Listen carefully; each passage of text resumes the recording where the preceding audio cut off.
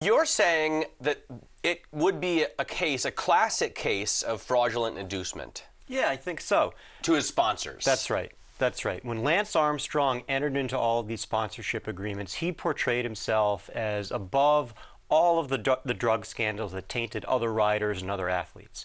He got a lot of money because of that. Now, if we find out that he actually was on steroids and other performance-enhancing drugs at the time he signed those agreements, I think that's definitely inducement for those sponsors. That's why they wanted him, because he wasn't involved with those scandals. If it turns out that he was, I think that's a problem. I think it could be fraud. Then the question becomes, do these sponsors want to go through the litigation? Do they want that image for themselves? Can they get enough money from Lance Armstrong? That's right. And I think he certainly has the money where it might make it worthwhile for them to do it. A lot of these sponsors are big companies, so they have the money to go after him and engage in litigation. But do they want to go through that trouble? Do they want to go through the disruption involved in litigation? Do they want to relive this whole episode with him and why they paid him the money and what they knew and what they didn't know? That's going to be the question that they'll have to ask. For some of them, if they're bound to get a lot of money back from him, it might be worth the effort. For some others, maybe not. So what's the legal situation as far as Lance Armstrong is concerned now? He hasn't admitted anything himself, although we all assume now that he was using illegal drugs, at least illegal for these organizations, the whole time during his career, because he's effectively taken the Fifth Amendment since these allegations came out. That's right. For years it was, I didn't do anything, I am drug-free, I've never done performance-enhancing drugs. And then when he had to defend the case that the United States anti-doping organization brought against him, he decided he wasn't going to defend that, probably because the evidence was so compelling against him that he knew he was going to lose that and he chose essentially to concede that. So that's where he is legally, and now he would be going the next step of not only not contesting, but affirmatively admitting that he engaged with performance-enhancing drugs. And I think that's very dangerous.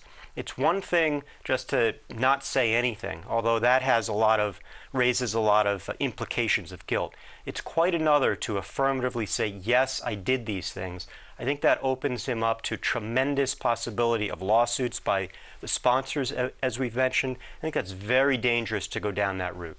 Although he already, in a sense, could become a target for lawsuits, whether he admits it or not, right? Because there at least is one organization saying he did it, and there's no one saying he didn't do it. That's right. But the difference is, if he's now admitting it, it makes it a lot easier for these companies to go after him. They don't have to prove everything in a court of law. He's already admitted it.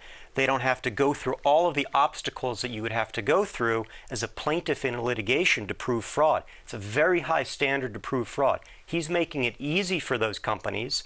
So it's just going to be a question of, you've admitted it, how much are you going to pay us?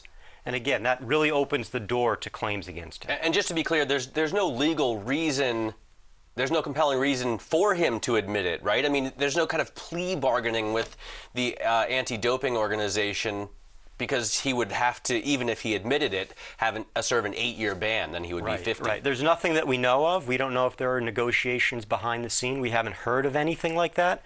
So it would be a bit surprising if that's what was going on. I think what might be behind it is he wants to rehabilitate his image. That's what going on doing interviews and things like that might do for him.